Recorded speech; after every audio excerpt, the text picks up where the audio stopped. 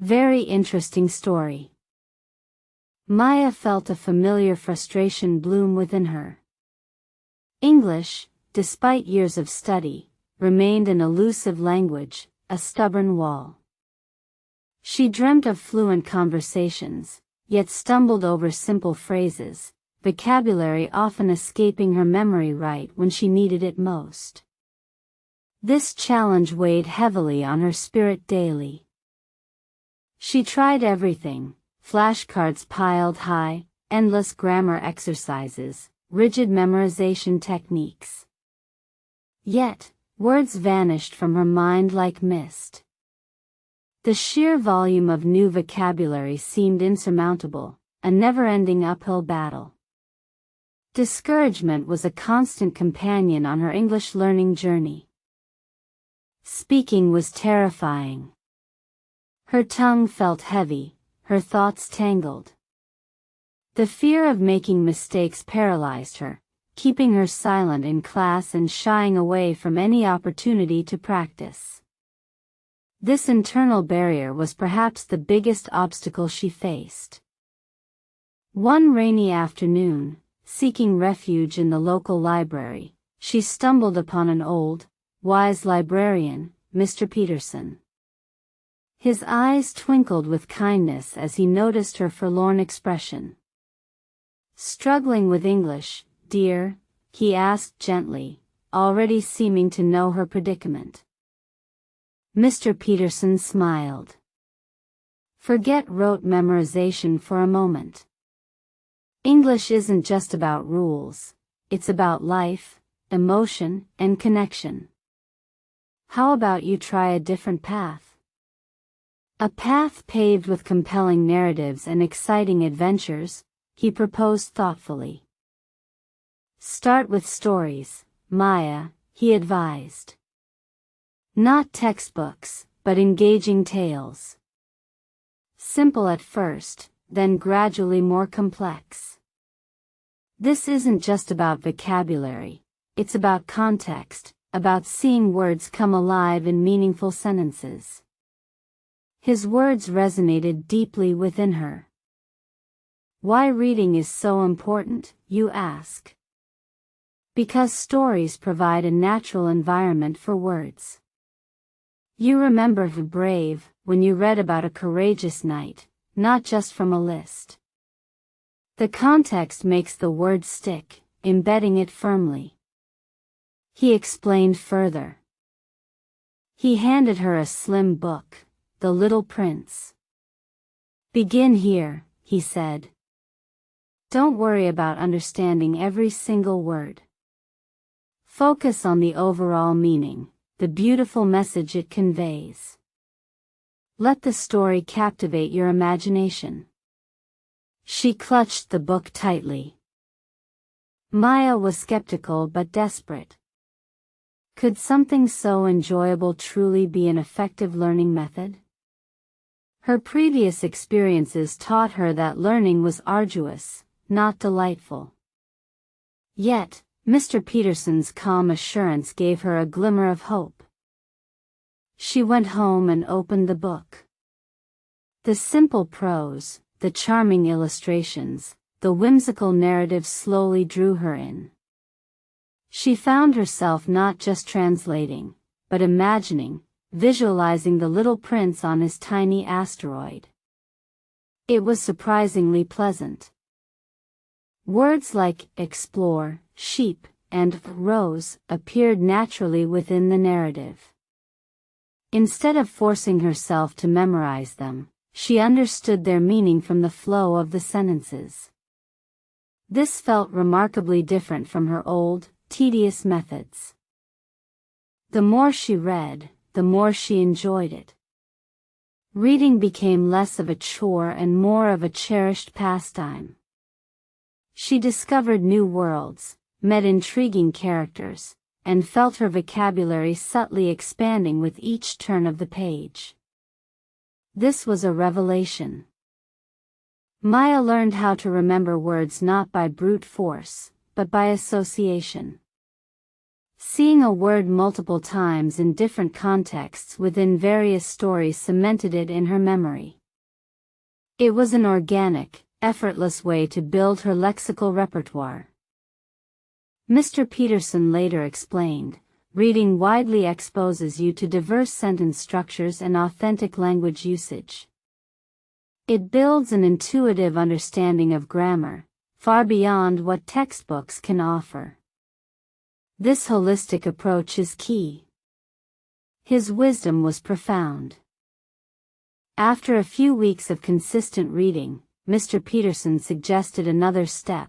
Now, integrate listening. Find audio versions of the stories you're reading. Hear the pronunciation, the rhythm, the intonation. This is crucial for developing natural fluency. Maya started listening to English podcasts during her commute and watched movies with English subtitles.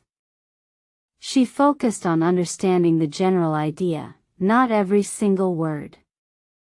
Slowly, the sounds began to make more sense, like a puzzle coming together. Listening to native speakers helped her connect the written words she knew with their spoken forms. This dual approach significantly boosted her comprehension.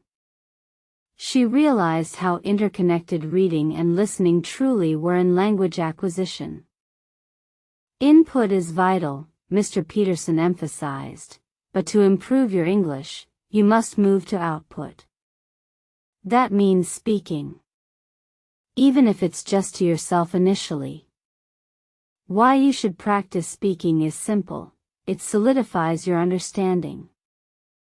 Maya felt nervous, but remembered his advice. She started talking at home, narrating her day in English, describing objects around her, even speaking to her reflection. It felt awkward at first, but she persevered, driven by a new confidence. The initial stumbles gradually lessened. She noticed herself forming sentences more easily, retrieving words with less effort. The fear of making mistakes began to recede as her self-confidence grew, one awkward sentence at a time. She used online resources to check pronunciation, repeating words and phrases until they sounded more natural.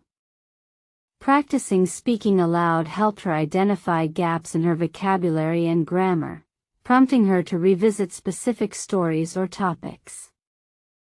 Listening to native speakers through audiobooks and podcasts also provided excellent models for her own speech.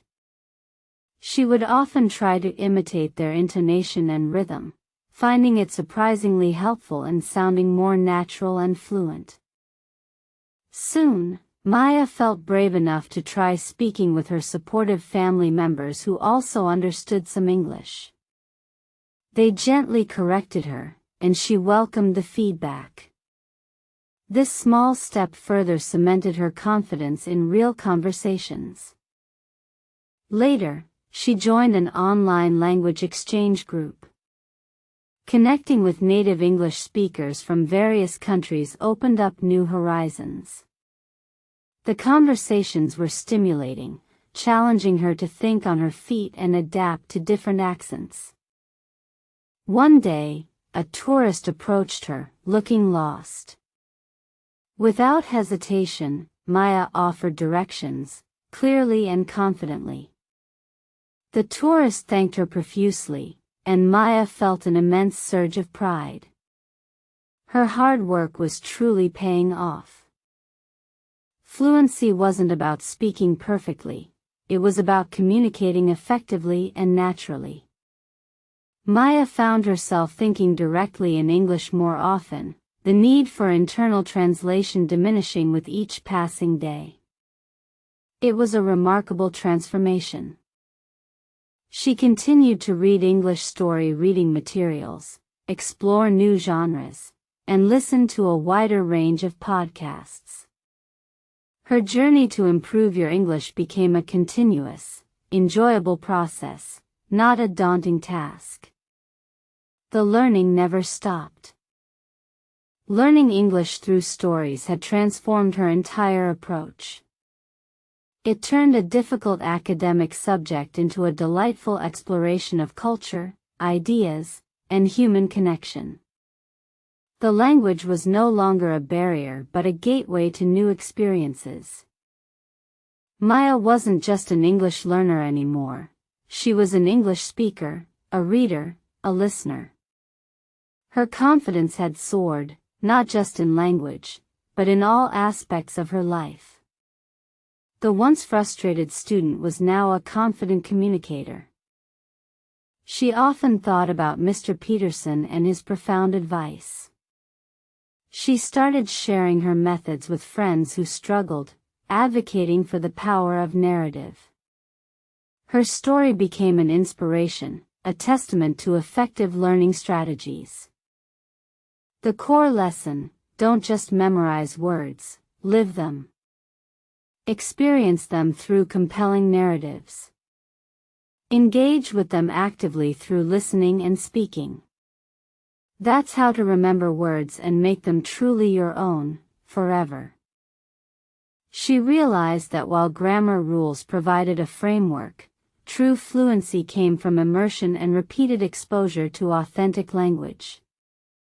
Stories offered this immersion perfectly, far better than any dry textbook ever could. Her journey showed that improving English isn't about isolating skills, but integrating them. Reading feeds listening, which informs speaking, reinforcing vocabulary and grammar in a natural, interconnected way. It's a holistic ecosystem. Crucially, Maya learned to embrace mistakes as part of the learning process. They weren't failures, but valuable feedback. This shift in mindset was instrumental in her ability to start talking at home and later with others fearlessly. Consistency, she found, was more important than intensity. Even 15 minutes of reading a story or listening to a podcast every day yielded incredible results over time. Small, consistent efforts built tremendous momentum. Maya understood now why reading is so important. It fuels curiosity, expands horizons, and provides endless material for learning. It's not just about language acquisition, it's about personal growth and intellectual enrichment. Active listening English practice also taught her to pick up on subtle nuances, accents, and conversational fillers that made communication more authentic. She wasn't just hearing words, she was understanding the culture behind them. The moment she stopped translating in her head and started thinking directly in English felt like a breakthrough. This came primarily from consistently practicing speaking, pushing past the discomfort of initial awkwardness. Her internal monologue gradually shifted from her native language to English.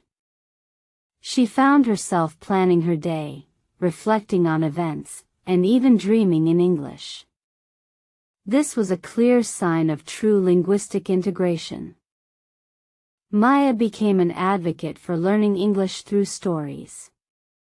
She would tell anyone who asked, "Don't just study English, experience it. Find a story that grips you, and let the language become part of your world." Her own journey was, to her, a very interesting story.